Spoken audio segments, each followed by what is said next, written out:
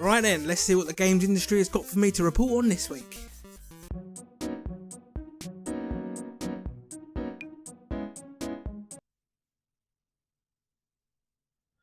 I'm going to need more coffee.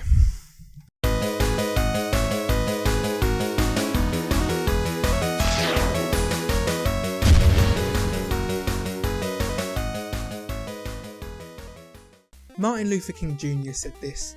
He said, "We are not makers of history, we are made by history." Yeah, see? Marcus Garvey said, "A people without knowledge of their past history, origin and culture are like a tree without roots, destined to fall over." Yeah, see what he did there. XX420 Blaze It XX said, "Oi, allow history, it's just a load of dates and names and my memory ain't too clever because of all the Mary Jane. But to be fair, that Saving Private Ryan movie was well sick though." Well, profound words, I'm sure you'll agree, but 2 out of 3 of those people are absolutely right. If we don't look after our heritage, much like my first wife, it'll be gone forever.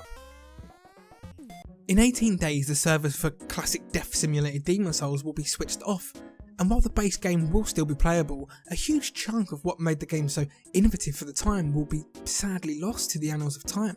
No future generations will be able to access the game as it was, and honestly, this makes me really sad. It's estimated that only 14% of movies made up until 1930 still exist in their original format today. That's 86% of how a world-changing art form started and grew, gone permanently, erased for all time. The gaming industry is like those early films, it's in its infancy and developing at a rapid pace. In 100 years' time, these early moments will help define how the interactive arts were created and matured. Assuming humans are still playing video games in 100 years, of course. Well, assuming we still have humans in 100 years. Maybe by then a passing by alien race will see how miserable we all are, look down on us with pity and smother us all with a planet-sized pillow. So if we can all agree the preservation of the arts is important, then why are game publishers so willingly negligent at it? Unsurprisingly, it comes down to money. Keeping an infrastructure of servers running is, to a business trying to make a profit, a waste of time and resources once the player numbers have dwindled. And I don't disagree with them doing it. A company has to stay profitable to give us new games to play, but if a publisher is closing the doors on one of its properties, why not hand over the maintenance reins to a third party or fan communities to sustain the game's legacy? It's hard not to get frustrated when you read of another legacy server for World of Warcraft being forced to shut its doors by Activision Blizzard, when they're being really vague on supporting this idea officially themselves. It's a really deep, confusing, complex problem. Every time any game is updated, it's no longer the same game. Some updates are just minor bug fixes, but some change up the gameplay significantly, moving further and further away from that authoritative version. If I wanted to play the original version of Destiny with friends to see what it was like at launch, there's no way for me to ever do that. I'll never know what Destiny was once like. Not that I care about Destiny, it looks rubbish. It looks like Bungie took Borderlands, sucked out all the personality and fun and called it a day, but you get my point. Of course there is a huge archive of this stuff on the website you're on right now, YouTube, but is it good enough to just have footage of things?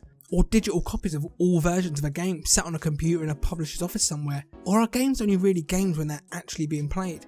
It's a genuine question and one I don't pretend to know the answer to.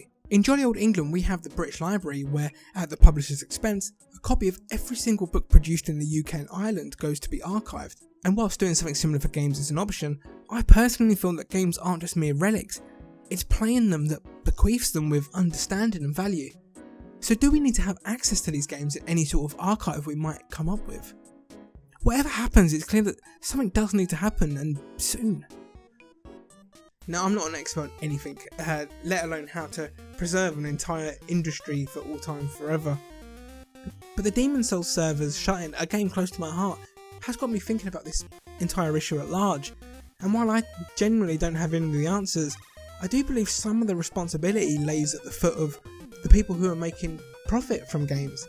They should be putting some of it back into preserving our history, our heritage, our culture, so it's not lost eternally. Oh God, it's been a sad episode. I'm going to finish this coffee and then go wait outside for that planet-sized pillow to turn up.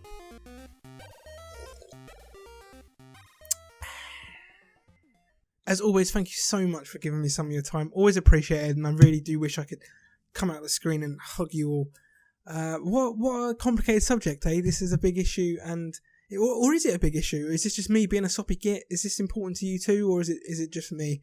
There's certainly a lot to talk about. I didn't even talk about emulation. I mean, that's a big thing. That's a great way of looking after our history, but it's a legal grey area. You know, we don't technically have access to that really. And then there's physical stuff to look after, instruction manuals. Like, how do we look after stuff that, you know, physically degrades?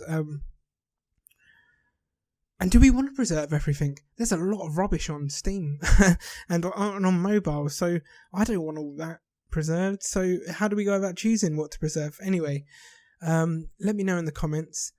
Oh look, my mug on a mug. Thank you, Mrs. Savage Gamer. I appreciate that. I love it. It's got my handle on there. So if you do like what I'm doing, do give us a cheeky subscribe. Share with your friends and family and pets, and I'll see you next time. Ta-ra.